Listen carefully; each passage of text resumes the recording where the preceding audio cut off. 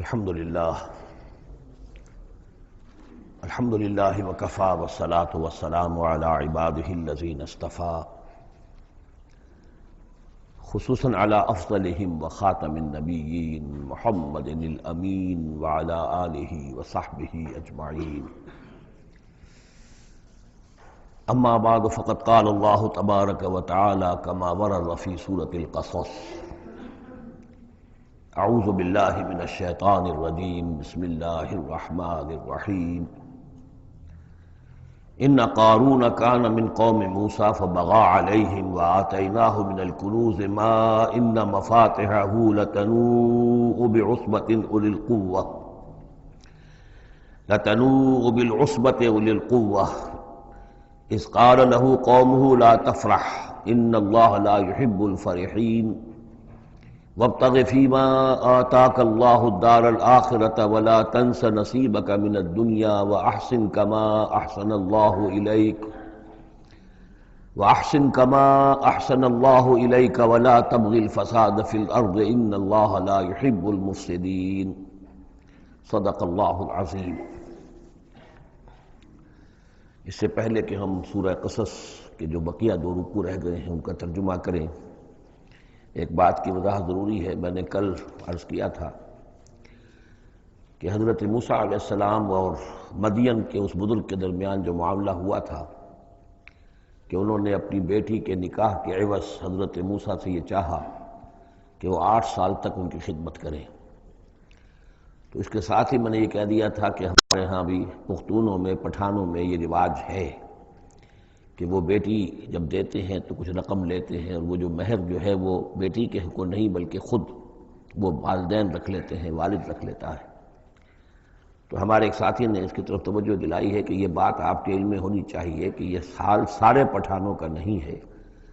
بلکہ باجوڑ ایجنسی یا پھر افغانستان کے کچھ لوگ جن کو ہماری اکثریت جو ہے بہت بری نظر سے دیکھتی ہے، بلکہ اکثر وہ آپس میں ایک دوسرے کے ساتھ رشتہ کرنے پر مجبور ہوتے ہیں، یعنی تبادلہ، جس سے کہ حدیث میں روکا گیا ہے۔ یہ واقعہ ہے کہ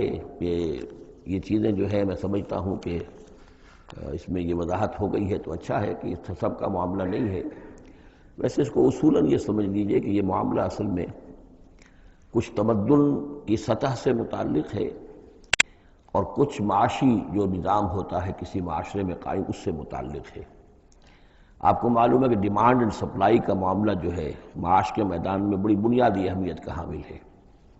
اگر کسی کوموڈٹی کی، کسی جنس کی ڈیمانڈ زیادہ ہو، سپلائی کم ہو، قیمت بڑھ جائے گی، اور سپلائی زیادہ ہے، ڈیمانڈ کم ہے، قیمت گھٹ جائے گی۔ تو اکثر و بیشتر یہ ہوتا ہے کہ جو معاشرے ابھی تمدنی اعتبار سے ذرا پسماندہ ہوتے ہیں، دنیا انہیں سمجھتی ہے غیر مہذب، لیکن وہ زیادہ مہذب ہوتے ہیں مہذب لوگوں کے مقابلے میں۔ ان کے ہاں انسانی کردار زیادہ ہوتا ہے، سچ بولنے کا معاملہ، ایفاء عہد کا معاملہ، زبان دے دی ہے تو اب پیچھے نہیں ہٹنا ہے، اور یہ کہ مہمان آیا ہے تو چاہے خود بھوکے رہ لینا ہے، اس کو کھلانا ہے۔ یہ جو ابھی جو لوگ مہذب نہیں ہوئے ہوتے، اس معنی میں میں کہہ رہا ہوں جس معنی میں کہ آج کل یہ لفظ استعمال ہوتا ہے، جو ابھی گویا کہ تمدنی ارتقاء کے نچلے مراحل میں ہوتے ہیں، ان میں یہ چیزیں آپ کو زیادہ ملیں گی۔ اور دوسری بات یہ ملے گی کہ ان میں مردوں کی تعداد زیادہ ہوتی ہے، عورتوں کی تعداد بہت کم ہوتی ہے۔ اب ظاہر بات ہے جب عورتوں کی تعداد کم ہوتی ہے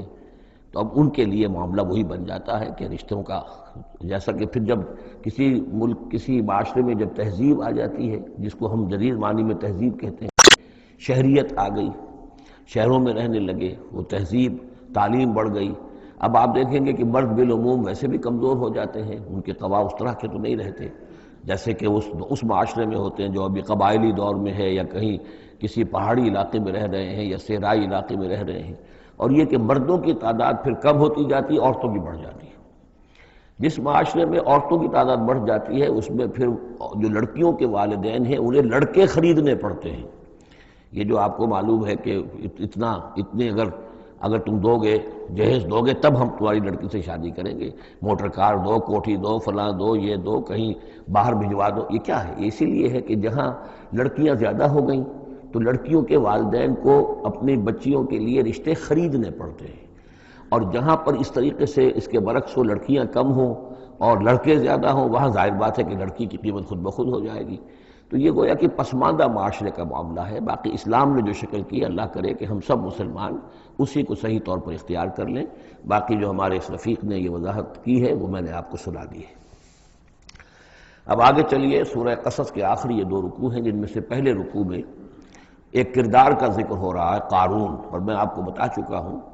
کہ یہ کردار جو ہے اسے بھی ایک فرد نہ سمجھیے، بلکہ یہ کہ جو بھی کوئی حکمران قوم ہوتی ہے وہ اپنی غلام قوم کے اندر اس طرح کے کردار باقاعدہ پیدا کرتی ہے،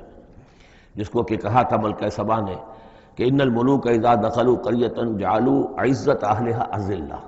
اور اس کا ایک نتیجہ یہ نکلتا ہے کہ جو گھٹیا لوگ ہوتے ہیں، بغیرت لوگ ہوتے ہیں، اپنی قوم کے ساتھ غداری کرتے ہیں، انہیں پھر وہاں خطابات دیے جاتے ہیں، نوازا جاتا ہے، ان کے اونچے منصب ہوتے ہیں، آنریڈی مجسٹریٹ بنا دیے گئے ہیں، فلاں ہو گئے ہیں۔ یہ سب کون تھے؟ یہ انگریزوں نے در حقیقت ہندوستان میں اپنی جو حکومت کو مضبوط کرنے کے لیے یہ ایک طبقہ جو ہے ہندوستانیوں میں سے ڈیولپ کیا تھا، اس طبقے کا یہ کردار ہے قارون۔ اچھا، اس قسم کے لوگوں کو پھر انگریز بڑے بڑے ٹھیکے دیتے تھے۔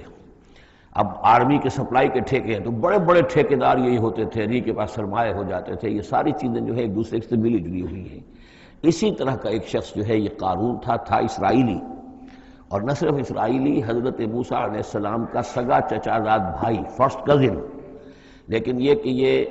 حکومت کے ساتھ فرعون کے دربار میں اس کی رسائی تھی، وہاں اس کی پذیرائی تھی، اور وہاں سے اس کو مراعات ملتی تھی۔ اس نے اتنی دولت سمیٹ لی تھی، جیسے ہمارے ہاں بھی بعض اب جو سیاسی کردار ہیں وہ گویا کہ علامتی بن گئے دولت سمیٹنے میں، تو بے تحاشا دولت اس نے جمع کر لی تھی۔ اب اس کا کردار سامنے آ رہا ہے۔ ان قارون کان من قوم موسیٰ، یقیناً قارون جو ہے وہ موسیٰ کی قوم ہی سے تھا۔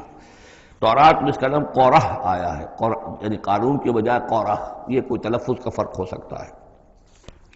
فبغى علیہم، اگرچہ موسیٰ کی قوم میں سے تھا لیکن اس نے زیادتی کی، سرکشی کی، شرارت کی اپنی قوم کے خلاف، یعنی غداری کی۔ وآتیناہ من الکنوز، اور ہم نے اسے اتنے خزانے دیے تھے، ما ان مفاتحہ لتنوء بالعصبۃ اولي القوہ، کہ اس کی کنجیاں اٹھانے کے ضمن میں بڑے طاقتور جوانوں کی ایک جماعت بھی تھک جاتی تھی۔ یہ ذرا بات سمجھ آج نہیں آئے گی کہ آخر اتنی وہ کنجیاں کتنی ہوتی ہوں گی، تو اصل میں یہ کنجیاں جو تالے ہیں ہمارے جس طرح کے، یہ تو اب ایجاد ہوئی ہے۔ پچھلے زمانے میں کیا ہوتا تھا کہ کوئی بڑا سٹور ہے تو اس کے آگے بڑا ایک پھاٹک لگا ہوا ہے، اور اس پھاٹک کے ساتھ جو دروازے کو بند کرنے کے لیے بڑی لمبی لکڑیاں لگائی جاتی تھیں، تو اس طریقے سے وہ جو اڑنگے لگائے جاتے تھے اسی سے وہ پھر دروازے جو ہے بند ہوتے تھے۔ تو اس طرح کی کوئی شے ہوگی، ورنہ جس طرح کے تالے اب ہمارے ہاں ہوتے ہیں اس طرح کے تالے تو اتنے نہیں ہو سکتے کسی بھی معاملے کے، لیکن یہ کہ اس کو اگر ذہن میں رکھیں تو بہرحال اس سے جو مراد ہے وہ یہ کہ دولت بے انتہا اس کے پاس جمع تھی۔ اذ قال له قومه، جبکہ اس سے کہا اس کی قوم نے، لوگوں نے کہا، کچھ بھلے لوگ بھی ہوں گے، جیسے ہم مکالمہ سورہ کہف میں پڑھ آئے ہیں، 2 آدمیوں کا مکالمہ تھا، ایک وہ درویش تھا اور وہ عارف باللہ تھا، اللہ پر ایمان رکھنے والا تھا، اور ایک وہ تھا کہ جو دولت میں مست ہو گیا تھا، مال مست تھا۔ تو وہاں کچھ لوگوں نے جو اچھے لوگ ہوں گے ان سے کہا، اس سے قارون سے، لا تفرح ان اللہ لا يحب الفرحین۔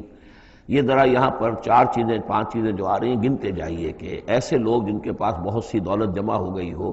ان کو ان 4-5 چیزوں کو پیش نظر رکھنا چاہیے۔ سب سے پہلے یہ کہ لا تفرح ان اللہ لا يحب الفرح، اس پر اتراؤ نہیں، اتراؤ مت، اللہ تعالیٰ کو اترانے والے پسند نہیں۔ نمبر 2، وابتغ فیما آتاک اللہ الدار الآخرہ، جو کچھ اللہ نے تمہیں دولت دی ہے تو اس سے دار الآخرہ حاصل کرنے کی کوشش کرو، اللہ کے لیے خرچ کرو تاکہ آخرت میں تمہیں اس کا اجر و ثواب ملے، تو تم گویا کہ آخرت کو خریدو گے اپنی اس دولت کے عوض۔ ان اللہ اشتری من المؤمنین انفسهم واموالهم بان لهم الجنہ۔ نمبر 3، ولا تنس نصیبک من الدنیا، معلوم ہوتا کہ بخیل بھی بہت تھا کہ وہ اپنے اوپر بھی کچھ خرچ نہیں کرتا تھا، جمع کرنے ہی کے اس کو فکر دامنگیر رہتی تھی۔ اور مت بھولو خود اپنا حصہ بھی دنیا میں سے، جیسے کہ ہم نے سورہ اعراف میں پڑھا تھا کہ قل من حرم زینۃ اللہ التی اخرج لعبادہ والطیبات من الرزق، اگر اللہ نے کسی کو کچھ دیا ہے تو پھر وہ اچھا کھائے اچھا پہنے، اس میں کس نے حرام کیا ہے؟ کوئی رہبانیت کا انداز تو نہیں ہے۔ اور یہ بھی ہم پڑھ چکے ہیں سورہ الفرقان میں کہ وہ اللہ کے جو نیک بندے ہیں عباد الرحمن، ان کے اوصاف میں سے ہے والذین اذا انفقوا لم یسرفوا ولم یقتروا، وہ لوگ کہ جو خرچ کرتے ہیں تو نہ تو اسراف کرتے ہیں لیکن اس کے ساتھ ہی بخل سے بھی کام نہیں لیتے۔ تو یہ بخیلی مت کرو، اور اس جو دولت تمہیں اللہ نے دی ہے اس سے کم اپنی ذات پر بھی خرچ کرو، اچھا کھاؤ اچھا پہنو۔ چوتھی چیز وہ احسن کما احسن اللہ الیک، اور لوگوں پر احسان کرو، لوگوں کے ساتھ بھلائی کرو جیسے اللہ نے تمہارے ساتھ بھلائی کی ہے۔ اللہ نے تمہیں دولت دی ہے تو جو بھی تمہاری قوم کے یا اور دوسرے لوگ بھی ہوں، اس میں تو کوئی علیحدہ تخصیص نہیں ہے، غریبوں کا، محتاجوں کا، مسکینوں کا، ان کا جو حق ہے، وفی اموالہم حق معلوم للسائل والمحروم، تو اس میں سے یہ ہے کہ اللہ نے تم پر احسان کیا ہے، یہ دولت دی ہے تو تم لوگوں کے ساتھ احسان کرو۔ اور پانچویں بات ولا تبغی الفساد فی الارض، زمین میں فساد مت بچاؤ۔ اب یہ کیا مراد ہے؟ فساد کون سا مچا رہا تھا؟ وہ نبی تھے اس وقت کے حضرت موسیٰ علیہ السلام۔ حضرت موسیٰ علیہ السلام اپنے کار نبوت و فرائض رسالت کی ادائیگی میں پوری طریقے سے لگے ہوئے ہیں، اور کچھ لوگ ان کے ساتھ دے رہے ہیں، ان کا ہاتھ بٹا رہے ہیں۔ اب کچھ لوگ اس کام میں جب اڑنگا ڈالیں گے تو گویا کہ یہ فساد فی الارض ہے۔ اللہ تعالیٰ جو خیر چاہتا ہے موسیٰ کے ذریعے سے وجود میں آئے، اب اگر آپ موسیٰ کی مخالفت کریں گے، اس کی اسکیموں کو ناکام کرنے کی کوشش کریں گے، یہ وہی بات ہے جو منافقین کے بارے میں سورہ بقرہ کے دوسرے رکوع میں آ چکی ہے۔ وَإِذَا قِيلَ لَهُمْ لَا تُفْسِدُوا فِي الْأَرْضِ قَالُوا إِنَّمَا نَحْنُ مُصْلِحُونَ أَلَا إِنَّهُمْ هُمُ الْمُفْسِدُونَ وَلَٰكِن لَا يَشْعُرُونَ، جب ان سے کہا جاتا ہے کہ تم زمین میں فساد یہی تھا کہ ایک جماعت ہے، ایک تحریک ہے، اس کا ایک نظم ہے، اس نظم کے خلاف تم ریشہ دوانیاں کر رہے ہو، اور اگر اس کی اسکیموں کو فیل کرنے کی کوشش کر رہے ہو تو گویا کہ جو اصلاحی عمل ہے، جو انقلاب برپا کرنے کے لیے جد و جہد ہو رہی ہے، اس کو نقصان پہنچا رہے ہو۔ ان اللہ لا يحب المفسدین، اللہ کو ایسے مفسد پسند نہیں ہے۔ تو یہ پانچ چیزیں گن لیجئے۔ نمبر ایک لا تفرح ان اللہ لا يحب الفرحین۔ نمبر دو وابتغ فیما آتاک اللہ الدار الآخرہ، جو کچھ اللہ نے دیا ہے اس سے آخرت کا گھر حاصل کرنے کی کوشش کرو، یعنی انفاق فی سبیل اللہ، اللہ کی راہ میں صرف کرنا۔ نمبر تین ولا تنس نصیبک من الدنیا، خود دنیا سے بھی تم بھی اپنا حصہ حاصل کرو، اچھا کھاؤ، اچھا پہنو۔ وہ احسن کما احسن اللہ الیک، اور خلق خدا پر بھی احسان کرو جیسے کہ اللہ نے تم پر احسان کیا ہے۔ اور نمبر پانچ ولا تبغی الفساد فی الارض، دین کے لیے، اللہ کی توحید کے لیے، اللہ کے دین کے لیے جو جد و جہد ہو رہی ہے اس کو تقویت پہنچاؤ، نہ یہ کہ اس کے اندر تم خلل پیدا کرنے کی کوشش کر رہے ہو۔ اعلیٰ انما اوتیتہ علی علم عندی، اس نے کہا کہ یہ دولت جو ہے تم سمجھتے ہو مجھے اللہ نے دی ہے، یہ تو مجھے دی گئی ہے میرے علم کی بنیاد پر، میرے اندر علم ہے، فہم ہے، سمجھ ہے، میری پلاننگ ہے، اس کے نتیجے میں نے دولت کمائی ہے۔ یہ ہے در حقیقت ایک مادہ پرست انسان کا، جو ایک زر پرست اور مادہ پرست انسان جو ہے وہ سمجھتا ہے میری صلاحیت، میں نے بر وقت اندازہ کر لیا تھا کہ اب مارکیٹ میں اس چیز کی ڈیمانڈ پیدا ہوگی، اور میں نے اس کے لیے بندوبست کیا، تو اب مجھے بارے نیارے ہو گئے ہیں، تو یہ میری ذہانت ہے۔ میں نے اندازہ کر لیا کہ اب یہ جو ہے اتار چڑھاؤ جو ہے بازار میں آنے والا ہے، اسی کے حساب سے میں نے کچھ خرید و فروخت کی ہے تو مجھے دولت مل گئی ہے۔ تو اوتیتہ علی علم عندی، میرے پاس علم ہے، اس کی بدولت مجھے یہ سب کچھ دیا گیا ہے، مجھے یہ ملا ہے، میں نے کمایا ہے۔ اولم یعلم، کیا وہ جانتا نہیں کہ ان اللہ قد اہلک من قبلہ من القرون، کہ اللہ تعالیٰ نے اس سے پہلے بہت سی قوموں کو ہلاک کیا، من ہوا اشد منہ قوۃ، جو اس سے کہیں بڑھ کر تھی طاقت میں بھی، وہ اکثر و جمعا، اور جن کے پاس مال و اسباب دنیاوی اور دولت کے انبار بھی ان سے زیادہ جمع تھے۔ ولا يسأل عن ذنوبهم المجرمون، اور اللہ تعالیٰ کو اس کی ضرورت پیش نہیں آئے گی کہ مجرموں سے ان کے جرم پوچھے، یعنی اللہ تعالیٰ کے پاس تو پورا حساب کتاب موجود ہے، اعمال نامے موجود ہیں، اسے کسی سے پوچھنے کی ضرورت نہیں ہوگی کہ تم کیا جرائم کر کے آئے ہو۔ تو یہ تو گویا کہ از خود اللہ کے علم میں ہے، اور اظہر من الشمس ہوگا، یہی بات سورہ رحمان میں آئے گی، فَيَوْمَئِذٍ لَا يُسْأَلُ عَنْ ذَنبِهِ انس ولا جان، کسی بھی انسان سے اور کسی بھی جن سے پوچھنے کی ضرورت نہیں ہوگی، بلکہ یہ کہ در حقیقت ان کے تو ماتھے پر لکھا ہوا ہوگا، یعرف المجرمون بسیماہم فیؤخذ بالنواصی والاقدام،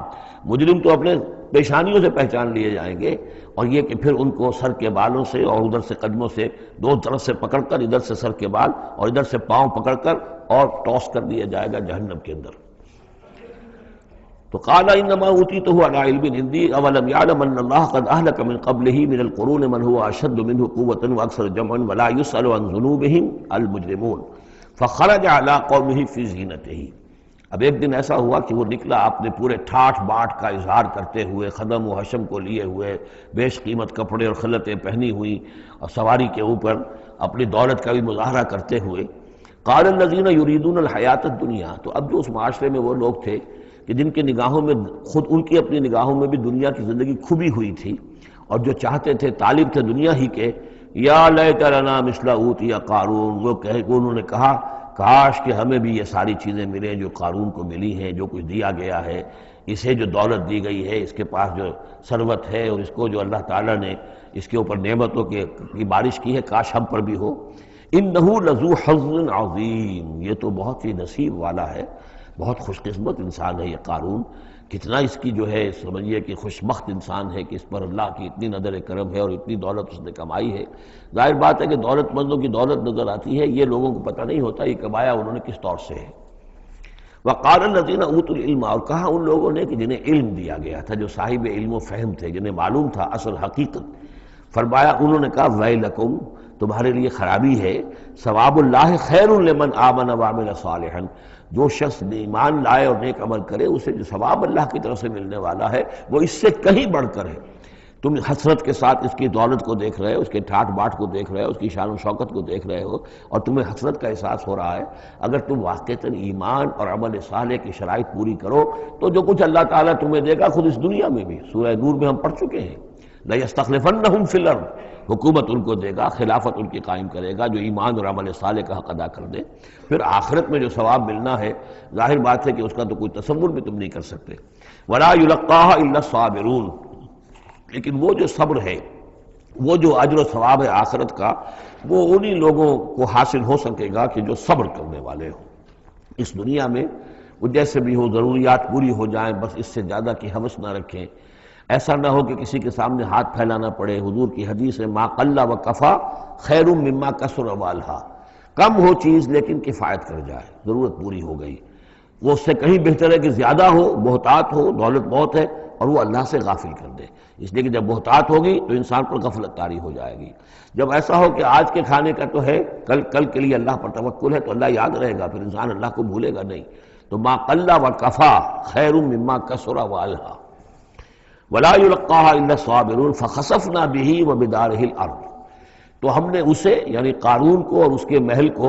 ہم نے دھسا دیا زمین میں، اللہ تعالیٰ کی طرف سے عذاب خسف کا آیا اس پر۔ فما كان له من فئة ينصرونه، تو اس کے نہ تو کوئی ایسا لاؤ لشکر رہا کہ جو اس کی مدد کرتا من دون اللہ، اللہ کے مقابلے میں، وما كان من المنتصرین، نہ خود وہ اس قابل تھا کہ کوئی انتقام لے سکتا اللہ سے، معاذ اللہ۔ وَأَصْبَحَ الَّذِينَ تَمَنَّوْا مَكَانَهُ، اب وہ لوگ کہ جو تمنا جنہوں نے کی تھی بالامس، جو گزشتہ شام، اب جس رات کو وہ خسف ہوا ہے، اگلے روز جو دھوم مچی کہ وہ تو قارون کا محل جو زمین میں دھس گیا، اس کے سارے خزانے بھی گئے، وہ خود بھی گیا زمین کے اندر، تو اب جو وہاں پر شور ہوا ہوگا تو وہی لوگ جو پچھلی شام کو تو یہ کہہ رہے تھے کاش بھی وہی کچھ ملے جو کچھ قارون کو دیا گیا ہے، یہ تو بڑا خوش قسمت انسان ہے۔ وَأَصْبَحَ الَّذِينَ تَمَنَّوْا مَكَانَهُ، جنہوں نے یہ چاہتا کہ وہی مقام و مرتبہ اور وہی چیزیں انہیں بھی مل جائیں، بالامس سے پچھلی دن، یقولون، وہ یہ کہنے لگے، یہ بھائی کأن اللہ یبسط الرزق لمن یشاء من عبادہ ویقدر، کہ بھئی یہ تو اللہ تعالیٰ کی طرف سے ہے کہ وہ جس کے لیے چاہتا ہے رزق شادہ کر دیتا ہے اپنے بندوں میں سے، اور جس کے لیے چاہتا ہے تنگ کر دیتا ہے یا ناپ تول کر دینا شروع کر دیتا ہے۔ لولا ان من اللہ علینا، اگر اللہ تعالیٰ نے ہم پر احسان نہ فرمایا ہوتا، لخسف بنا، تو ہم بھی اسی طریقے سے خسف کر دیے گئے ہوتے، یعنی ہم تو کہہ رہے تھے کہ ہم بھی اس جیسے ہو جائیں، ہمیں بھی اس کی سی دولت مل جائے، لیکن اس کی دولت کا جو انجام آج ہماری نگاہوں کے سامنے آیا ہے، لولا ان من اللہ، اگر اللہ تعالیٰ نے ہم پر یہ احسان نہ کیا ہوتا کہ ہمارے پاس وہ دولت نہیں تھی، لخسف بنا، تو ہم کو بھی اسی طریقے سے زمین میں دھسا دیا گیا ہوتا۔ وَكَأَنَّهُ لَا يُفْلِحُ الْكَافِرُونَ، خرابی، لیکن یہ جان لو کہ کافر لوگ فلاح نہیں پائیں گے، بڑی خرابی ہے، بڑی ہلاکت ہے، اور کافر لوگ جو ہے وہ فلاح نہیں پائیں گے۔ تو یہ کردار ہے قارون کا۔ اب اس صورت کے آخری آیات ہیں، اور میں چونکہ اب ابتدا میں جس قدر اہتمام کے ساتھ یہ جوڑوں کا تعلق بیان کر رہا تھا، کیونکہ میں نے محسوس کیا کہ اب رفتار تیز ہونی چاہیے، اس میں کچھ کمی کر دی ہے۔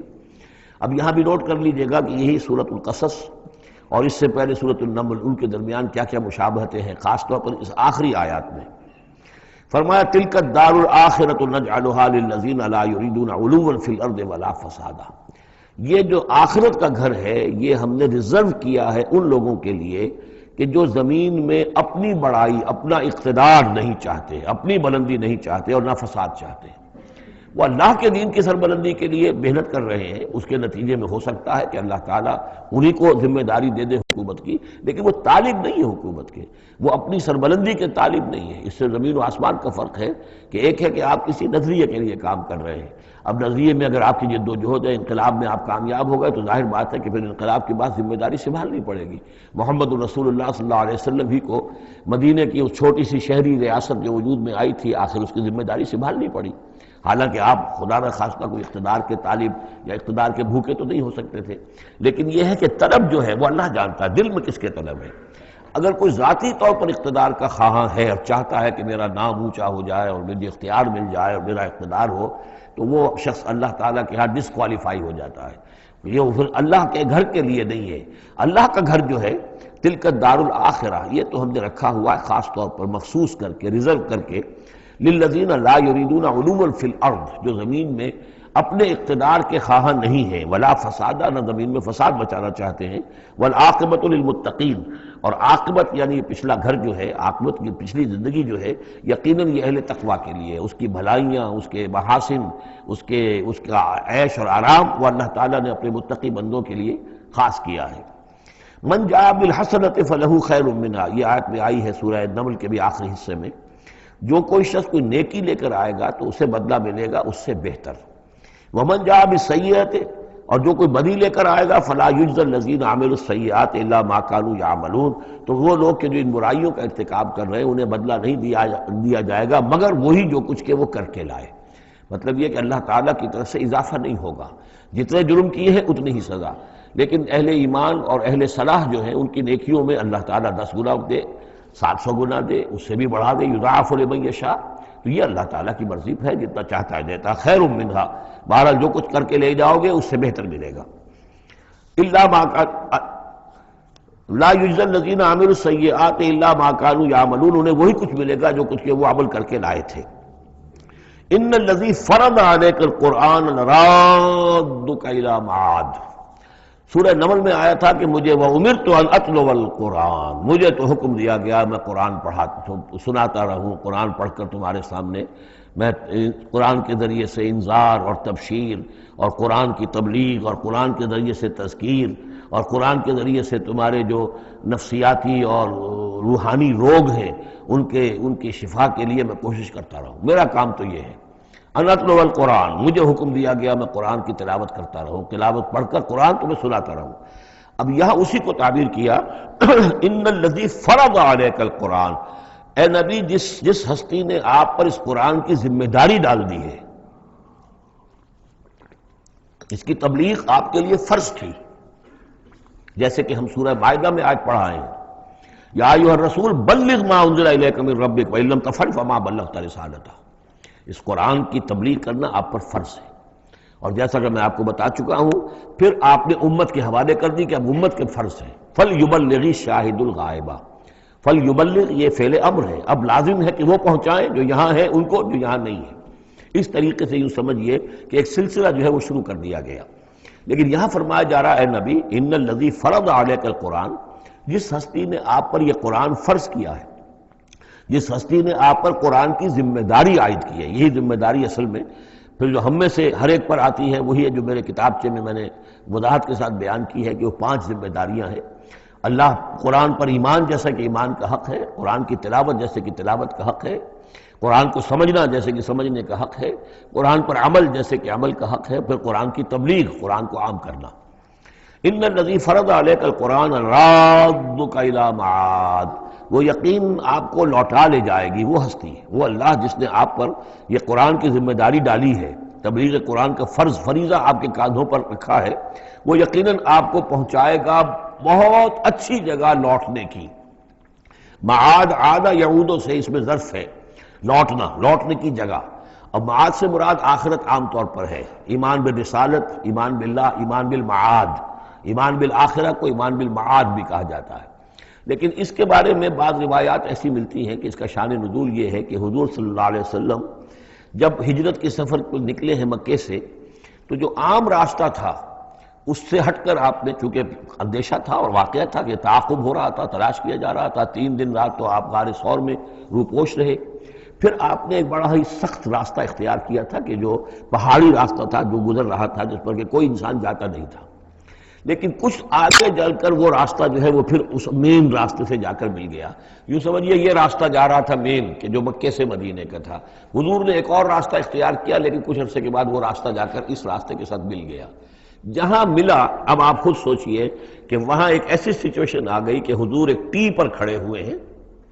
اب داہنی طرف جاتے ہیں تو مدینہ ہے اور بائیں طرف جاتے ہیں تو مکہ ہے۔ اس وقت حضور کے دل میں ایک ہوک سی اٹھی ہے، اس لیے کہ جب آپ مکے سے روانہ ہوئے تھے تب بھی روایات میں آیا ہے کہ آپ کعبے سے لپٹ کر آپ نے یہ کہا تھا کہ اے بیت اللہ مجھے تجھ سے بڑی محبت ہے، لیکن میں کیا کروں، یہاں کے لوگ مجھے یہاں رہنے نہیں دے رہے۔ تو گویا کہ کعبے سے یہ جدائی تو آپ پر شاہ گزر رہی تھی۔ اب جب وہ آپ چند دن کا سفر کر کے اور چند دن وہ غار ثور میں روپوش ہونے کے بعد جب پہنچے ہیں، اب ایسی جگہ پہنچے کہ جہاں سے اگر دائنی طرف جاتے ہیں تو یہ مدینے کی طرف راستہ جا رہا، جانا تو آپ کو ادھر ہی ہے، لیکن سامنے وہ راستہ آ گیا کہ جو مکے کی طرف جا رہا، تو آپ کے دل میں ایک پھوک سی اٹھی۔ اس وقت اللہ تعالیٰ نے آپ کے اطمینان کے لیے یہ آیت نازل کی کہ آپ گھبرائیے نہیں، مکے میں ہم آپ کو لوٹا کے لے آئیں گے، آپ یہیں پہنچیں گے، بڑی شان سے پہنچیں گے۔ اس وقت تو آپ کو نکلنے کے لیے جو ہے روپوش بھی ہونا پڑا ہے، آپ کا تعاقب بھی ہو رہا ہے، پھر وقت آئے گا کہ آپ ایک فاتح کی حیثیت سے داخل ہوں گے۔ تو یہ بھی اس کی ایک روایت چونکہ ہے تو یہ مفہوم بھی اس میں نکل سکتا ہے، لیکن عام طور پر یہ ہے، اس سے مراد میرے نزدیک یہی ہے کہ آپ کے لیے جیسے کہ سورۃ الضحیٰ میں کہا گیا ہے وَلَلْآخِرَةُ خَيْرٌ لَكَ مِنَ الْأُولَىٰ، اے نبی آپ کے لیے آخرت جو ہے اس دنیا سے کہیں بہتر ہے، لہذا آپ کے لیے تو یوں سمجھیے کہ جو اللہ لوٹا کر آپ کو لے جائے گا معاد میں، تو وہ معاد آپ کے لیے معادن، یہ گویا کہ یہ تفخیم کے لیے ہے نکرہ، بہت عمدہ جگہ لوٹانے کی، جس کے لیے یہ بھی کہا گیا عسیٰ ان یبعثک ربک مقاما محمودا، وہاں پر جو آپ کو مقام ملنا ہے مقام محمود، اور جو جنت حضور کی ہوگی جس کا کیا تصور کوئی کر سکتا ہے، تو ادھر اشارہ ہے۔ ان الذی فرض علیک القرآن رادک الی معاد قل ربی اعلم من جاء بالہدی، کہہ دیجئے کہ میرا رب خوب جانتا ہے کہ کون ہدایت لے کر آیا، کون راہ کی سوجھ لے کر آیا، کون ہدایت لے کر آیا، ومن هو فی ضلال مبین، اور کون وہ ہے کہ جو کھلی گمراہی میں پڑا ہوا ہے۔ وما کنت ترجو ان یلقی الیک الکتاب، اور اے نبی آپ کو تو کوئی توقع نہیں تھی کہ آپ کو کتاب دی جائے گی، کتاب القا کی جائے گی۔ یہی بات آئی ہے سورہ نمل کے اندر بھی وَإِنَّكَ لَتُلَقَّى الْقُرْآنُ مِن لَّدُنْ حَكِيمٍ حَلِيمٍ، یہ قرآن تو آپ کو دیا گیا ہے، ایسا نہیں ہے کہ آپ متوقع تھے، آپ چاہتے تھے، آپ کو چلہ کشی کر رہے تھے کہ کوئی مجھے بھی کوئی روحانیت حاصل ہو جائے اور کوئی غیب کی میں تعلیم غیب کی معلومات حاصل کر لوں، معاذ اللہ آپ کا تو مزاج ہی وہ نہیں تھا۔ ایک بہت ہی جو سمجھیے شریف انسان اور ایک شریف تاجر، اسی لیے حضور نے فرمایا تاجر الصدوق الامین مع النبیین والصدیقین والشہداء، وہ تاجر تو بالکل سچا ہو، جھوٹ کی آمیزش نہ ہونے دے، اور امین ہو، امانت دار ہو، اس کا رتبہ جو ہے وہ تو انبیاء اور صدیقین اور شہداء کے ساتھ ہے، اس جماعت میں شریک ہوگا وہ۔ تو حضور کی زندگی وہ تھی، لہذا یہاں فرمایا ہے کہ وما کنت ترجو، آپ تو کوئی امیدوار نہیں تھے، نہ آپ کو یہ توقع تھی کہ آپ پر یہ کتاب اتاری جائے گی، الا رحمۃ من ربک، یہ تو اللہ کی رحمت ہوئی ہے، اس کی مہربانی ہے کہ آپ کو اس نے چنا ہے، پسند کیا ہے، اور آپ کو اللہ تعالیٰ نے یہ کتاب عطا فرمائی۔ فلا تکونن ظہیرا للکافرین، تو اب آپ کافروں کے پشت پناہ نہ بنے۔ اس میں اشارہ ہو رہا ہے اصل میں، جیسے کہ ہم پڑھ چکے ہیں سورہ نساء کے اندر کہ اے مسلمانوں، گویا کہ یہ بات کہی گئی تھی کہ تم اپنی عصبیت اور قبائلی عصبیت کی وجہ سے، تمہارا ایک شخص ہے منافق ہے، اس نے وہ چوری بھی کی تھی، اب تم اس کی پشت پناہی کر رہے ہو اور سارا کا سارا الزام یہودی پر ڈالنا چاہ رہے ہو، تو یہ عصبیت جاہلیت ہے۔ یہاں ذکر کیا جا رہا ہے فلا تکونن ظہیرا للکافرین۔ اب ظاہر بات ہے کہ حضور جب مکے میں دعوت دے رہے ہیں تو اب رشتے جو ہیں وہ کٹ رہے ہیں، گویا کہ ابو لہب سگا چچا ہے لیکن دشمنی کے انتہا کیے ہوئے ہیں۔ تو یہ جو آپ نے فرمایا، اب آپ اپنے رشتوں کو ان کافرین کے ساتھ، اب آپ اپنے تعلقات کو کوئی اہمیت نہ دیں، ان کے ساتھ کسی عصبیت کا کوئی اگر اثر کہیں ہو بھی، کہیں اگر کوئی یعنی بہت ہی ادنا سا خفیف سا بھی شائبہ اگر دل میں ہو تو اس کو بھی آپ نکال دیجئے۔ یہی لفظ کہے تھے حضرت موسیٰ علیہ السلام نے جب وہ قبطی مارا گیا تھا ان کے ہاتھوں، کہ اب جب اللہ تعالیٰ نے توبہ قبول کر لی کہ میں کبھی بھی ابھی کسی کافر کا اور کسی ایسے شخص کا، میں ظالم کا ظہیر نہیں بنوں گا، پشت پناہ نہیں بنوں گا، تو وہی حکم حضور کو دیا جا رہا ہے۔ وَلَا يَصُدَّنَّكَ عَنْ آيَاتِ اللَّهِ بَعْدَ إِذْ أُنزِلَتْ إِلَيْكَ، یہ اسی سورہ مبارکہ میں یہ آیت نمبر 17 تھی یہ۔ ولا يصدنك عن آیات اللہ بعد اذ انزلت الیک، اور نہ آپ کو برگشتہ کر سکیں، روک سکیں، آپ کے رخ کو موڑ دیں اللہ کی آیات سے، بعد اذ انزلت الیک، جبکہ وہ آپ پر نازل کر دی گئیں، ودعو الی ربک، یعنی یہ آپ کے کنبے والے، قبیلے والے، آپ کے یہ قریش جو ہیں، جو آپ ہی کے قبیلے کے لوگ ہیں، اگر آپ ان کے ساتھ کوئی اپنا بھائی چارہ رکھیں گے اور کوئی ان کے ساتھ تعلق قلبی جو ہے استوار رکھنے کی کوشش کریں گے، اگر کسی درجے میں بھی یہ قبائلیت جو ہے آپ کے اندر رہی تو یہ روک دیں گے پھر آپ کو، یہ تو پھر اس سے استعمال کریں گے اور اس کی بنا پر جو ہے وہ پریشرائز کرنے میں آپ کو کامیاب ہو جائیں گے کہ وہ آپ کو قرآن مجید کی جو آیات آپ پر نازل ہو رہی ہیں ان سے برگشتہ کر دیں۔ ولا یصدنک، اور نہ کرنے پائیں آپ کو برگشتہ اللہ کی آیات سے، بعد اذ انزلت الیک، اس کے بعد کہ وہ آپ پر نازل کر دی گئی ہیں، ودعو الی ربک، اور اپنے رب کی طرف دعوت دیتے رہیے، ولا تکونن من المشرکین، اور دیکھیے شرک سب سے گھناؤنا جرم ہے تو اس کا کوئی شائبہ بھی اپنے قریب بتانے دیجئے، ولا تدعوا مع اللہ الہا آخر، جیسا کہ میں نے بار بار عرض کیا ہے، اس میں خطاب تو ہوتا ہے بظاہر حضور سے واحد کے سیغے میں، لیکن یہ کہ یہ خطاب صرف حضور سے نہیں ہے بلکہ اصلاً اس کے مخاطب مسلمان ہیں، حضور کے وساطت سے۔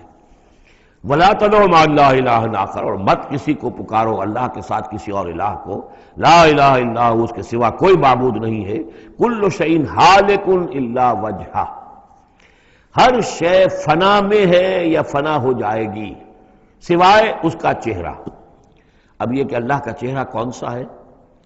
اور یہ کہ اگر اللہ کا چہرہ جو ہے صرف اس کے لیے فنا نہیں تو کیا اللہ کے لیے کوئی باقی اعضاء بھی ہیں، ان کے لیے فنا ہے؟ معاذ اللہ ثم معاذ اللہ۔ یہ آیات جیسا کہ میں نے عرض کیا کہ اللہ کی ذات سے متعلق ہوں، عالم برزخ سے متعلق ہوں، عالم غیب اور عالم آخرہ کی، ان کے بارے میں بس جتنا کچھ بتا دیا ہے اس کے اوپر اکتفا کی جائے، اس سے آگے منطق کے حوالے سے اس کا جو ہے لازم اور ملزوم کے ایک ایک قدم بڑھاتے نہ جائیں تو اس میں یہ ہے کہ انسان جو پھر غلط راستے پر پڑ جائے گا۔ العجز عن درک ذات ادراک، حضرت ابوبکر صدیق نے فرمایا تھا اللہ تعالیٰ کی ذات تو وہ ہے کہ جب انسان یہ سمجھ لے کہ میں اس کی ذات کو نہیں سمجھ سکتا، بس یہی ادراک ہے، یہی معرفت ہے کہ اللہ کی ذات جو ہے وراء الورا ثم وراء الورا ثم وراء الورا۔ یہ الفاظ شیخ احمد سرہندی، جن کو ہم مجدد الفسانی رحمۃ اللہ علیہ کے نام سے جانتے ہیں، وہ اپنے خطوط میں مکاتیب میں انہوں نے بار بار یہ الفاظ کہے، ذات باری تعالیٰ وراء الورا ثم وراء الورا ثم وراء الورا، اس کا کوئی تصور کسی انسان کے لیے ممکن نہیں ہے۔ لیکن یہ کہ ہر شے ہلاک ہو جانے والی ہے سوائے اللہ کے چہرے کے۔ ظاہر بات ہے کہ ہر شے کے لیے فنا ہے، اور یہاں پہ اکثر لوگوں نے پھر اس منہ سے مراد لیا پوری ہستی، جیسے کہ ہم بھی کسی کے منہ دیکھو کہ یہ کام کر رہا ہے تو گویا کہ کسی کے لیے، کسی کی رضا جوئی کے لیے کر رہا ہے، تو اس اعتبار سے گویا کہ ذات باری تعالیٰ تو ہے کہ جو ہمیشہ قائم رہنے والی ہے، اور یہاں اس کے چہرے سے مراد اس کی پوری ذات ہے۔ باقی جو کچھ ہے، اب جو ہمارے ہاں صوفیہ ہیں جو وحدت وجود کے قائل ہیں وہ تو اب بھی سمجھتے ہیں کہ باقی جو کچھ ہے وہ ہے ہی نہیں، معدوم کے درجے میں ہے، اس کی کوئی حقیقت نہیں ہے۔ کل ما فی الکون وہم او خیال اور وقوف فی المرایا اور ظلال، جو بھی کچھ اس کائنات کے اندر ہے اللہ کی ذات کے سوا یا تو وہ وہم ہے، کل ما فی الکون وہم او خیال اور وقوف فی المرایا، یا جیسے کہ شیشوں میں عکس نظر آتے ہیں، آئینہ قد آدم ہے، آپ اس کے سامنے کھڑے ہیں تو آپ پیچھے بھی نظر آ رہے ہیں، اس کے ہے تو نہیں آپ وہاں، جو جیسے کہ شیشے میں عکس ہوتا ہے کہ اس کا وجود کوئی نہیں، اسی طریقے سے یہ کائنات جو ہے اپنی اصل کے اعتبار سے معدوم کے درجے میں ہے۔ اور پھر یہ کہ یہ بھی ہمارا عقیدہ ہے کہ ہر شے فنا ہو جائے گی۔ لہ الحکم،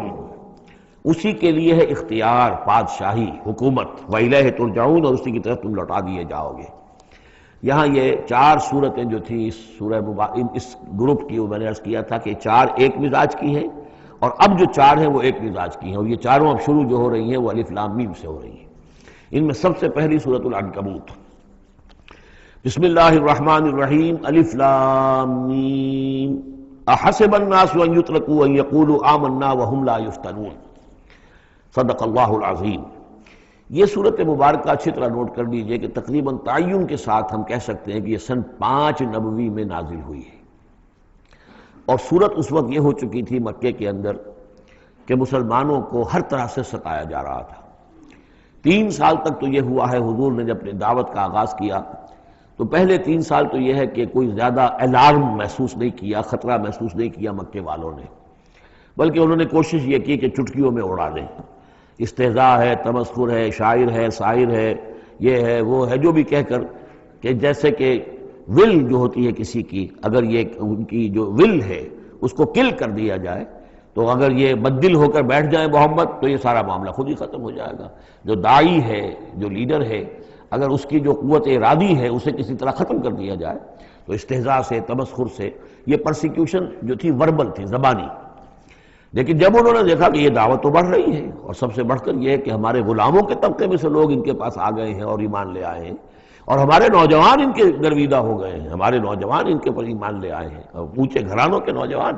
مصعب بن عمیر آ گیا ہے، اور عثمان ابن عفان آ گیا ہے رضی اللہ تعالیٰ عنہما، اور فلاں آ گئے ہیں، سعد ابن ابی وقاص آ گیا، وہ بھی نوجوان تھے، یہ جو اس طرح کے اونچے گھرانوں کے لوگ آ گئے ہیں۔ تب انہوں نے پھر فیصلہ کیا کہ اب ان کو سزا دی جائے، انہیں مارا جائے، انہیں گھروں میں بند رکھا جائے،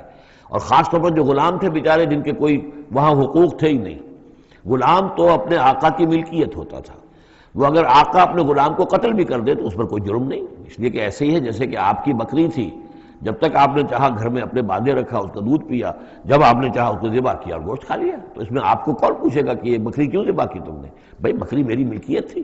اسی طریقے سے غلام کو تو جو چاہے وہ کر سکتے تھے، جس طرح چاہیں ستائیں، ماریں، ہلاک کر دیں، کوئی ان پر مقدمہ قائم نہیں ہو سکتا، ایسا اس لیے کہ وہ اس کی ملکیت تھے۔ تو سب سے زیادہ شدید معاملہ جو ہوا ہے وہ غلاموں کے ساتھ ہوا، حضرت بلال رضی اللہ تعالیٰ عنہ، حضرت ابو فقیر رضی اللہ تعالیٰ عنہ۔ پھر یہ کہ کچھ اور لوگ وہاں پر ایسے تھے جو حلیف کی حیثیت سے رہتے تھے، وہ قرشی نہیں تھے، غلام بھی نہیں تھے لیکن قرشی بھی نہیں تھے، لیکن یہ کہ مکے میں ان کا قیام تھا کسی قرشی کے امان، اس سے امان لے کر، اس کے حلیف کی حیثیت سے۔ جیسے یہ آئے تھے جو یاسر رضی اللہ تعالیٰ عنہ، یہ یمن سے آئے تھے، بلکہ ان کے بارے میں یہ معلوم ہوتا ہے کہ انہیں خواب آیا تھا کہ آخری نبی کے ظہور کا وقت ہے، کیونکہ یمن میں عیسائی تھے اور وہاں چرچا موجود تھا ان چیزوں کا۔ اس حوالے سے ان کے علم میں جب یہ بات آئی اور انہیں اندازہ ہوا کہ اس علاقے میں نبی کا ظہور ہونا ہے تو وہ یہاں آ گئے، اور ابو جہل کا ایک چچا تھا، وہ شریف انسان تھا، اس کا حلیف بن کر اور اس کی زیر کفالت انہوں نے مکے میں رہنا شروع کر دیا، اور اسی کی یہ لونڈی تھی حضرت سمیہ رضی اللہ تعالی عنہ۔ تو جو آقا تھا ابو جہل کا چچا، اس کی اجازت سے حضرت سمیہ سے نکاح کر لیا، اور اللہ نے ان کو بیٹا دیا جس کا نام عمار ہے۔ تو عمار اور ان کے والد یاسر اور والدہ عمار کی اور یاسر کی اہلیہ یہ سمیہ، یہ تین کا خاندان تھا۔ وہ جو چچا تھا ابو جہل کا، اس کا انتقال ہو گیا، اب گویا کہ اس خاندان کی سربراہی ابو جہل کے ہاتھ میں ہے، تو اس نے ان تین پر جو بھی تشدد کیا ہے سب سے زیادہ، دو کو تو اس ٹارچر کے ذریعے سے، اور ٹارچر کے پھر آخری نتیجے میں ان کو دونوں کو شہید کر دیا، حضرت یاسر کو بھی اور حضرت سمیہ کو بھی رضی اللہ تعالیٰ عنہما۔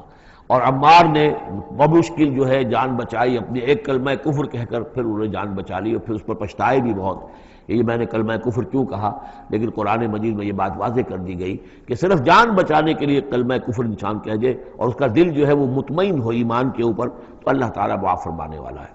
بہرحال یہ جو تشدد ہو رہا تھا شدید، انہی میں سے ایک ہے خباب بن الارت رضی اللہ تعالیٰ عنہ۔ یہ لوہار کا کام کرتے تھے، یہ بھی کوئی اونچے گھرانے کے آدمی نہیں تھے۔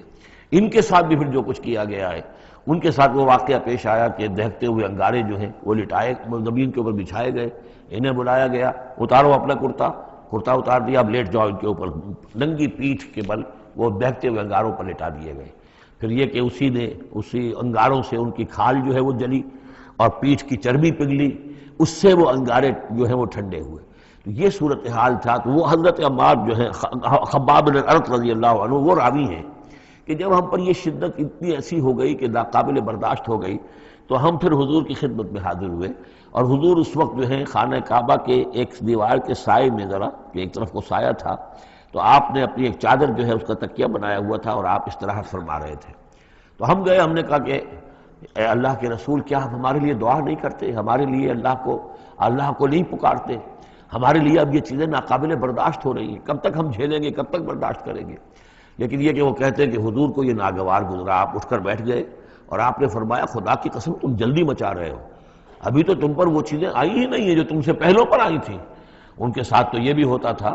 کہ ایک شخص کو لا کر آدھا زمین میں گاڑ دیتے تھے اور باقی جسم جو آدھا اس کا ہوتا تھا زمین سے باہر، تو سر کے اوپر آرا رکھ کر چیرنا شروع کر دیتے تھے اور پورے جسم کو دو حصوں میں بانٹ دیتے تھے، یہ بھی ہوتا تھا۔ زندہ آگ میں جلا دیتے تھے، یہ بھی ہوتا تھا۔ تو تم جلدی کر رہے ہو، خدا کی قسم وہ دن تو آئے گا کہ ایک سوار صنع سے حضر موت تک جائے گا اور اسے سوائے اللہ کی کسی کا خوف نہیں ہوگا، لیکن بہرحال تمہیں صبر کرنا ہوگا۔ وہ انداز ہے اس رکوع کا۔ یہ جو پہلا رکوع ہے سورہ عنکبوت کا، یہ گویا کہ ایک تحریک اور ایک دعوت، اور انقلابی تحریک ہو، انقلابی دعوت ہو۔ اس میں جو آزمائشیں آتی ہیں، تکلیفیں آتی ہیں، مصائب آتے ہیں، ظاہر بات ہے لوگوں کو قربانیاں دینی پڑیں گی تبھی کوئی کام ہوگا، بغیر اس کے تو نہیں ہوتا۔ اور جب تصادم کا مرحلہ شروع ہو جائے، جب یہ ہے کہ ایک جو معاشرہ جو ہے جس کے اندر کہ وہ کام کر رہے ہیں وہ محسوس کریں کہ یہ ہمارے لیے خطرہ بن گئے ہیں، وہ پرسیکیوٹ کریں اور انہیں ستائیں، تو پھر اس وقت جو مسائل ہوں گے ذہنوں کے اندر، ان کا حل ہے اس میں۔ اور یہ اس اعتبار سے ضربۃ السلام ہے پورے قرآن مجید میں، اس موضوع کے اعتبار سے یہ چوٹی ہے۔ جیسے کہ میں نے آپ کو حدیث سنائی لکل شیء ضربۃ یا وکل شیء سنام،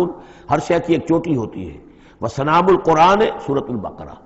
قرآن کی بحیثیت مجموعی چوٹی وہ تو سورہ بقرہ ہے، لیکن یہ کہ قرآن حکیم میں مختلف جو مضامین کے اعتبار سے جیسا کہ میں نوٹ کراتا آیا ہوں کہ اس موضوع پر یہ آیت یہ گویا کہ ذروۂ سنام ہے، یہ رکوع جو ہے یہ اس موضوع پر ذروۂ سنام ہے قرآن مجید کا، اس کا کلائمیکس ہے، اس کی چوٹی ہے۔ الف لام میم احسب الناس ان یترکوا ان یقولوا آمنا وهم لا یفتنون، کیا لوگوں نے یہ سمجھا تھا کہ وہ چھوڑ دیے جائیں گے صرف یہ کہنے سے کہ ہم ایمان لے آئے اور انہیں آزمایا نہ جائے گا؟ اب دیکھ رہے ہیں، اب وہی تیکھا انداز ہے، اظہار ناراضگی ہے، اظہار خفگی ہے، اس لیے کہ تم سے پہلے جو کچھ ہوا ہے۔ اب یہ 3 آیتیں میں آپ کو نوٹ کرا چکا ہوں، سورہ بقرہ کی آیت نمبر 214، ام حسبتم ان تدخلوا الجنة ولما يأتكم مثل الذين خلوا من قبلكم مستهم البأساء والضراء وزلزلوا حتى يقول الرسول والذين آمنوا معه متى نصر الله ألا إن نصر الله قريب۔ یہ آیت ہم پڑھ چکے ہیں۔ اسی کی ہم مضمون آیت جو ہے سورہ آل عمران میں آئی ہے، آیت نمبر 142۔ اسی کی ہم مضمون آیت آ چکی ہے سورہ توبہ میں، آیت نمبر 16۔ لیکن یہ کہ یہ مکی قرآن میں یہ آیت ہے، یہ ہے جڑ اور بنیاد، جو ہے کہ اس کا ظہور جو ہو رہا ہے، پھر یہ سمجھیے کہ یہ کلی کھلی ہے تو 3 اس کی جو پتیاں نمایاں ہوئی ہیں اس آیت کی، وہ سورہ بقرہ، سورہ آل عمران اور سورہ توبہ میں ہے۔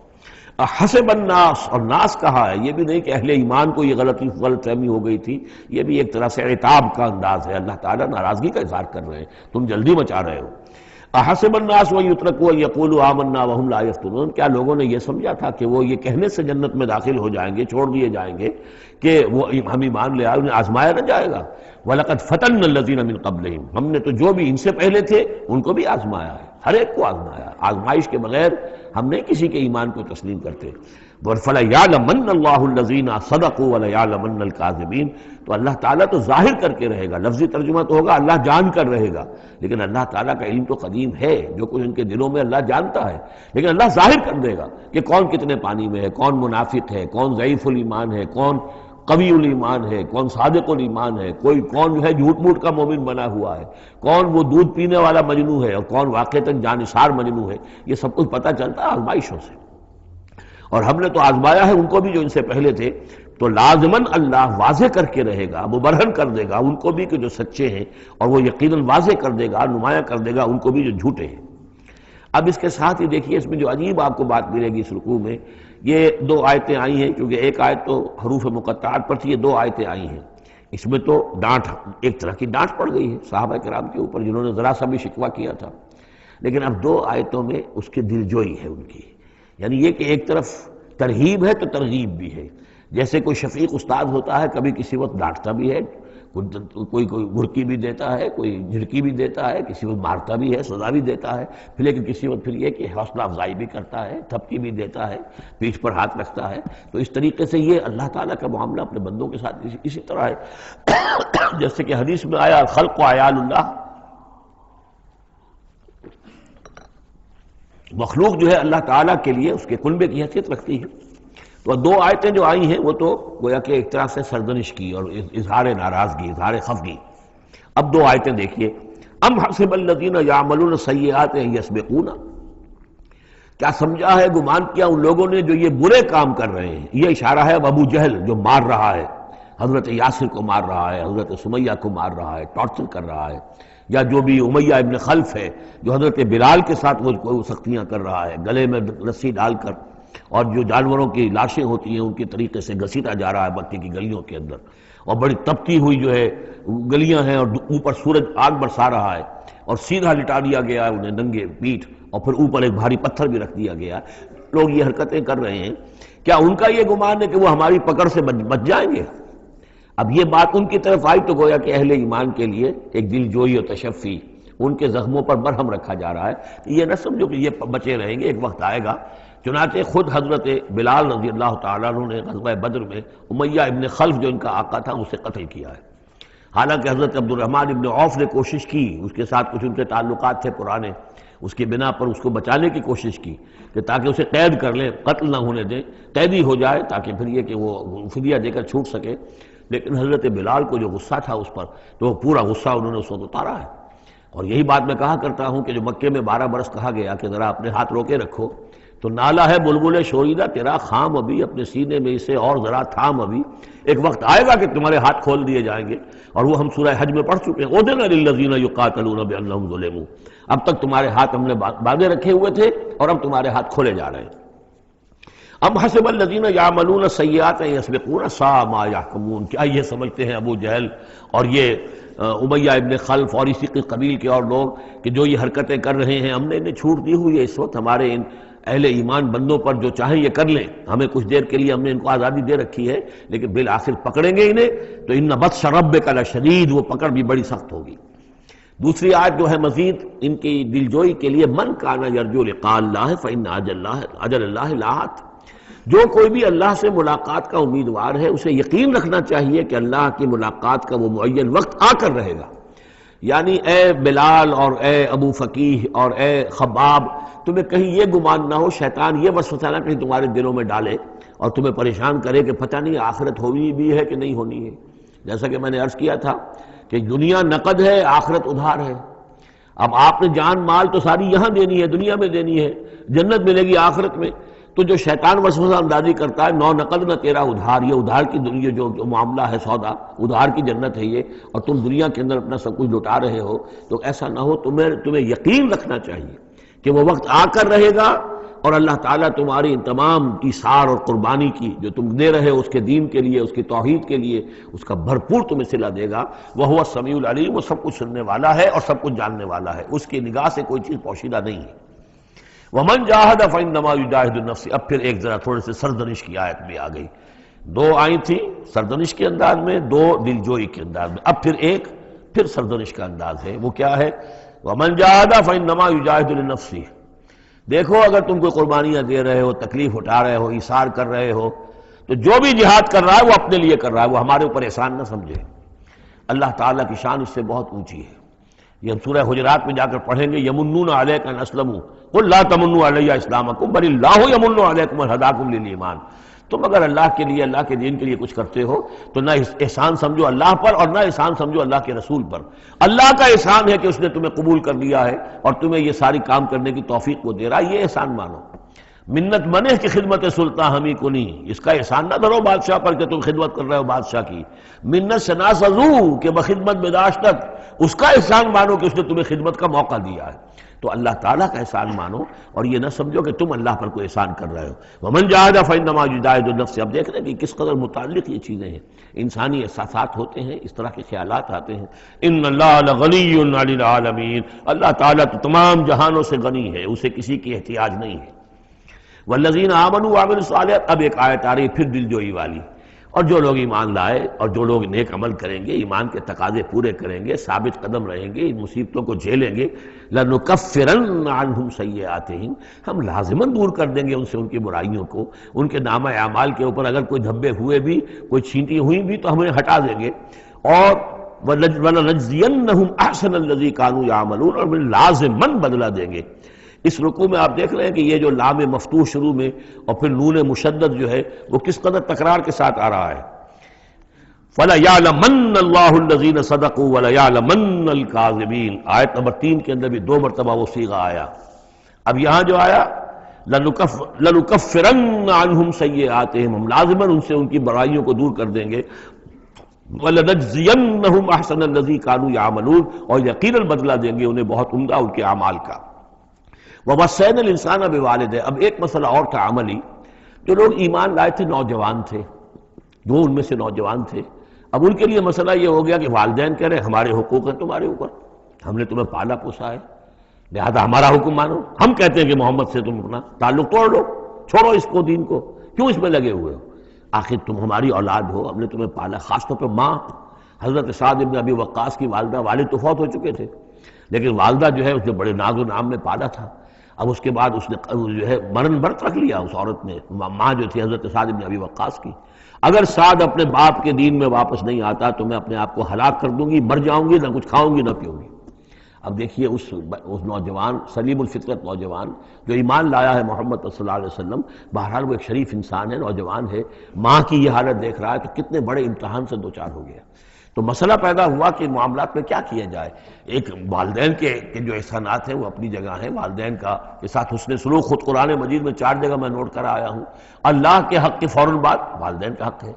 تو اب عملی سوال یہ ہے کہ جہاں یہ دونوں حق ٹکرا جائیں، والدین جو ہے شرک کا حکم دے رہے ہیں،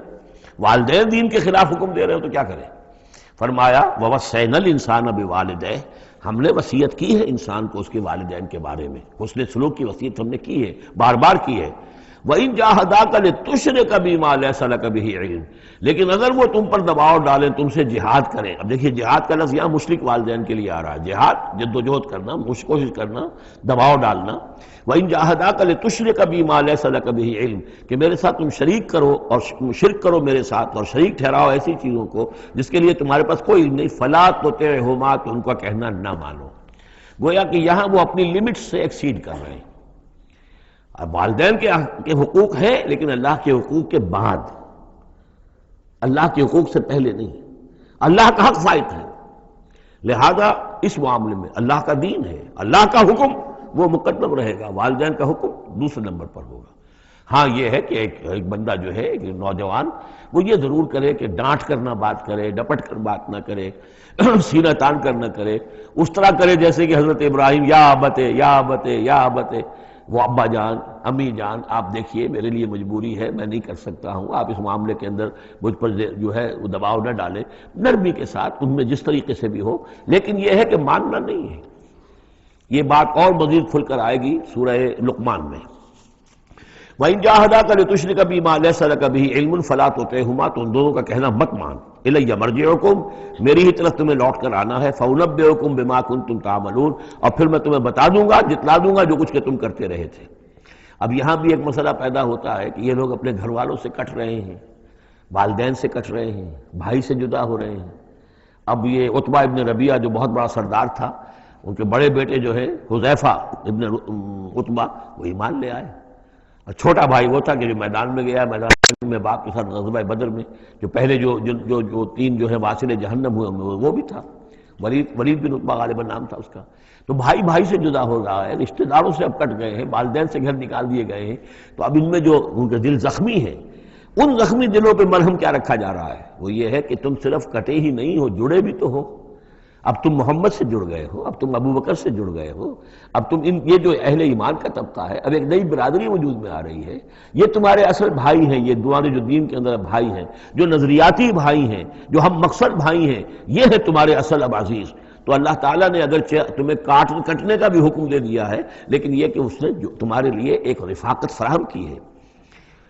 والذین آمنوا وعملوا الصالحات لندخلنہم فی الصالحین، اور یقیناً وہ لوگ جو ایمان لائے اور نیک عمل کرے انہیں داخل کریں گے صالحین میں، اور یہ داخلہ دنیا میں بھی ہو گیا۔ محمد رسول اللہ نے انہیں چھاتی سے لگایا، سینے سے لگایا، اور جیسا کہ 2 دفعہ ہم پڑھ چکے ہیں، حضور کو اللہ تعالیٰ حکم دے رہا ہے کہ آپ ان کے سامنے ذرا اپنے کندھے تواضع، آپ اے محمد آپ تواضع اختیار کیجئے، ان کے سامنے اپنے کندھے جھکائیے۔ وَاخْفِضْ جَنَاحَكَ لِلْمُؤْمِنِينَ، اور وَاخْفِضْ جناحک لمن اتبعک من المؤمنین، 2 دفعہ آ چکا، سورہ ہجر میں آ چکا، سورہ طہ میں آ چکا۔ تو گویا کہ یہ اللہ تعالیٰ نے اپنا احسان بتایا، اور پھر آخرت میں اولئک مع الذین انعم اللہ علیہم من النبیین والصدیقین والشہداء والصالحین، ان کی رفاقت حاصل ہوگی۔ اب ایک اور بڑا مسئلہ آ رہا ہے، ومن الناس من یقول آمنا باللہ، لوگوں میں سے کچھ ایسے بھی ہیں جو کہتے ہیں ہم ایمان لے آئے اللہ پر، اور لاتے بھی ہیں خلوص کے ساتھ، اخلاص کے ساتھ، کوئی جھوٹ نہیں، کوئی فریب نہیں۔ ظاہر بات ہے کہ مکے میں کوئی فریب کے لیے کوئی ایمان لانے والا نہیں تھا، وہ تو حالات ایسے پیدا ہوئے مدینے میں آ کر کہ جہاں ایمان کا اعلان فریب کے تحت بھی ہونے لگا، لیکن یہ کہ مکے میں تو ظاہر بات ہے جو ایمان لایا اس کو مار پڑنی شروع ہو گئی، تو اس میں خامخواہ کہے کے لیے کوئی شخص جو ہے وہ جھوٹ موٹ کا ایمان کائے کو لائے گا۔ لیکن یہ ضرور ہوتا ہے کہ کچھ لوگ کم ہمت ہوتے ہیں، جیسا کہ میں بارہا آپ سے عرض کر چکا ہوں، کچھ لوگ باہمت ہوتے ہیں، کچھ کم ہمت ہوتے ہیں۔ باہمت وہ ہیں کہ جو ایمان لائے اب ہر چے بعد آباد، ہر جو ہو سو ہو، ماں کشتی درا بنداختے، جان جاتی ہے جائے کوئی بات نہیں، جو ہو سو ہو۔ کچھ لوگ ہوتے ہیں جن میں اتنی ہمت نہیں ہوتی، گھبرا اٹھتے ہیں۔ اب ان کو بتایا جا رہا ہے کہ دیکھو اگر تم نے استقامت کا ثبوت اب نہ دیا تو اس کا نتیجہ کیا نکلے گا، تمہارا کیا انجام ہوگا۔ اب وہ ذرا ہے کہ اس میں ان کے لیے پھر تحدید ہے۔ وَمِنَ النَّاسِ، لوگوں میں سے کچھ ایسے بھی ہیں جو کہتے ہیں مَن یقول آمنا باللہ، ہم اللہ پر ایمان لائے، فَإِذَا أُوذِیَ فِی اللَّہِ، جب اللہ کی راہ میں اللہ کی توحید کو ماننے کی وجہ سے ان کو ایذا پہنچائی جاتی ہے، پرسیکیوٹ کیا جاتا ہے، انہیں ٹارچر کیا جاتا ہے، جعل فتنۃ الناس کعذاب اللہ، تو وہ لوگوں کی طرف سے ڈالی ہوئی فتنے کو، آزمائش کو، یہ ایسے اس سے گھبرا اٹھتے ہیں جیسے اللہ کے عذاب سے گھبرانا چاہیے۔ کم ہمتی ہے۔ وَلَئِن جَاءَ نَصْرٌ مِّن رَبِّكَ، اور اے نبی اگر آپ کے رب کی طرف سے مدد آ جائے، صورتحال تبدیل ہو جائے، فتح آپ کو مل جائے، حالات اچھے ہو جائیں، لَيَقُولُنَّ إِنَّا كُنَّا مَعَكُمْ، اس وقت پھر یہ کہیں گے کہ ہم بھی تو آپ کے ساتھ ہی تھے۔ یہ کردار پہلے بھی آ چکا ہے، سورہ بقرہ میں آ چکا، سورہ حج میں آ چکا۔ وَمِنَ النَّاسِ مَن يَعْبُدُ اللَّهَ عَلَىٰ حَرْفٍ فَإِنْ أَصَابَهُ خَيْرٌ اطْمَأَنَّ بِهِ وَإِنْ أَصَابَتْهُ فِتْنَةٌ انقلب عَلَىٰ وَجْهِهِ خَسِرَ الدُّنْيَا وَالْآخِرَةَ۔ وہی کردار پھر یہاں پر آ گیا ہے۔ کوئی کہا کہ ہم ایمان لے آئے، لیکن جب تکلیف آئی، کوئی مصیبت آئی تو ایسے گھبرا گئے جیسے کہ اللہ کے عذاب سے گھبرانا چاہیے، لیکن یہ کہ اس کے بعد اگر نصرت آ جائے تو یہ آپ موجود ہوں گے کہ ہم بھی ساتھی تھے آپ کے۔ اولیس اللہ بعالم بما فی صدور العالمین، تو کیا اللہ بخوبی واقف نہیں ہے اس سے کہ جو لوگوں کے جو تمام جہان والوں کے دلوں کے اندر ہے اور جو ان کے سینوں کے اندر مضمر ہے۔ وَلَيَعْلَمَنَّ اللَّهُ الَّذِينَ آمَنُوا وَلَيَعْلَمَنَّ الْمُنَافِقِينَ، اور یقیناً اللہ ظاہر کر کے رہے گا سچے اہل ایمان کو اور ظاہر کر کے رہے گا منافقین کو۔ گویا کہ یہ شکل جو ہے یوں سمجھیے یہ وہ روگ ہے کہ یہ اگر بڑھ گیا، تم نے ابھی نپ دی ایول ان دی بڈ، ابھی فوری طور پر اس کی اصلاح کر لو، فوری طور پر علاج کر لو۔ ابھی ٹی بی کا تمہیں انفیکشن ہوئی ہے، فرسٹ سٹیج میں ہے، علاج کر لو۔ لیکن اگر کہیں تم نے اس وقت پرواہ نہ کی اس کی اور یہ مرض بڑھ گیا تو یہ منافقت تک لے جائے گا تمہیں، اللہ تعالیٰ پھر کھول دے گا کہ یہ منافقت ہے۔ تو یہ ہے اصل میں پورے مکی قرآن میں یہ ایک جگہ ہے جہاں لفظ منافقین آیا ہے، باقی کردار آیا ہے سورہ حج کے اندر بھی، لیکن وہاں لفظ منافق نہیں ہے۔ وَمِنَ النَّاسِ مَن يَعْبُدُ اللَّهَ عَلَىٰ حَرْفٍ فَإِنْ أَصَابَهُ خَيْرٌ اطْمَأَنَّ بِهِ وَإِنْ أَصَابَتْهُ فِتْنَةٌ انقلب عَلَىٰ وَجْهِهِ خَسِرَ الدُّنْيَا وَالْآخِرَةَ، لیکن یہاں کھول دیا گیا یہ کردار کس کا ہے، یہ تو پھر منافقت سے۔ وَلَيَعْلَمَنَّ اللَّهُ الَّذِينَ آمَنُوا وَلَيَعْلَمَنَّ الْمُنَافِقِينَ۔ اب ایک اور تیسرا پرابلم ہے، یہ تین پرابلم یہاں پر ٹیکل کیے گئے ہیں۔ وہ نوجوان جن کے والدین ان کے اوپر دباؤ ڈال رہے تھے، یا وہ کم ہمت لوگ جو ان ایذاؤں سے گھبرا رہے تھے، اور تیسرا یہ ہے کہ کچھ بزرگ لوگ بڑے مخلصانہ انداز میں آ کر کہتے ہیں نوجوانوں سے، کہاں اپنے برباد کر رہے ہو، کیریئر برباد کر رہے ہو، اچھے بھلے تعلیم حاصل کر رہے تھے، تم جا رہے، تم کس کام میں پڑ گئے ہو، اب تمہاری تعلیم اس درجے کی نہیں رہی ہے، تمہارا کاروبار اچھا جا رہا تھا، کیریئر تھا، تمہارا پروفیشن بہت چمک رہا تھا، اور تم اس کام میں پڑ گئے ہو۔ دیکھو یہ تو ایک شخص نے تمہیں ورغلا دیا، دیکھو ہمارے راستے پر چلو، راستہ صحیح یہی ہے، ہم آخر بوڑھے لوگ ہیں، ہمارا تجربہ ہے، ہم نے اپنے بال دھوپ میں سفید نہیں کیے ہیں، ہم تمہیں اپنے تجربے کی وجہ سے کہہ رہے ہیں کہ ہمارے راستے ہی پر چلتے رہو اور کوئی اس کے اندر نقصان نہیں ہوگا، کوئی اللہ کے ہاں پکڑ نہیں ہوگی، اور اچھا اگر اللہ کے ہاں پکڑ ہوئی تو تمہاری طرف سے ہم جواب دہ ہیں، تمہارے گناہوں کا بوجھ ہم اٹھا لیں گے۔ اب یہ گویا کہ نہایت ناصحانہ انداز، مخلصانہ انداز، بزرگانہ انداز، اس میں یہ بات کہی جاتی تھی۔ اب اس میں کیا کریں، اس کا جواب دیا گیا۔ وَقَالَ الَّذِينَ كَفَرُوا لِلَّذِينَ آمَنُوا اتَّبِعُوا سَبِيلَنَا، اور کہتے ہیں یہ کافر ان سے کہ جو ایمان لے آئے، ہمارے ہی راستے کی پیروی کرو، چلے آؤ انہی راستوں پر۔ وَلْنَحْمِلْ خَطَايَاكُمْ، ہم اٹھا لیں گے تمہاری خطاؤں کو، یعنی تمہاری خطاؤں کا بوجھ، تمہارے گناہوں کی سزا ہم بھگت لیں گے۔ وما ہم بحاملین من خطایاہم من شیء، اور نہیں ہے وہ ان کی خطاؤں میں سے اٹھانے والے کچھ بھی، انہم لکاذبون، وہ جھوٹ بول رہے ہیں۔ وَلَا يَحْمِلُنَّ أَثْقَالَهُمْ وَأَثْقَالًا مَعَ أَثْقَالِهِمْ، البتہ وہ اٹھائیں گے لازماً. پھر دیکھیے وہ لَيَعْلَمَنَّ اللَّهُ الَّذِينَ آمَنُوا وَلَيَعْلَمَنَّ الْمُنَافِقِينَ، اور یہاں پھر وہ لفظ آیا وَلَا يَحْمِلُنَّ أَثْقَالَهُمْ، وہ لازماً اٹھائیں گے اپنے بوجھ بھی، اور یہ جو گمراہ کرنے کی کوشش کر رہے ہیں اس کی وجہ سے اپنے بوجھوں میں اضافہ کر رہے ہیں، وہ مزید بوجھ ہوں گے. لیکن اے نوجوانوں، اگر تم نے ان کی بات مان لی تو تمہارے بوجھ جو ہیں وہ نہیں رہ سکیں گے، وہ تمہیں کو اٹھانے پڑیں گے. وَلَا يُسْأَلُنَّ يَوْمَ الْقِيَامَةِ عَمَّا كَانُوا يَفْتَرُونَ، اور ان سے لازماً باس پرس ہوگی قیامت کے دن جو افتراء وہ کرتے رہے تھے، جو جھوٹ انہیں گھڑا تھا کہ ہم تمہارے بوجھ اٹھا لیں گے، جبکہ لا تزر وازرۃ وزر اخری، قیامت میں کوئی نہیں ہے جان جو کسی دوسرے کا بوجھ اٹھا لے. یہ 13 آیات، بلکہ یہ کہ اگر حروف مقطعات نکال دے تو 12 آیات، یہ میں سمجھتا ہوں کہ کسی بھی انقلابی اسلامی تحریک کے کارکن کے لیے یہ حرز جان بننے والی آیات ہیں، کہ یہ معلوم ہے کہ اس کے ذہن میں، اس کے شعور میں پیوست ہو جائیں، جیسے کہ پتھر پر کھود دیا جائے اس طرح نقش ہو جائیں. بارک اللہ لی و لکم فی القرآن العظیم ونفعنی وإیاکم بالآیات والذکر الحکیم.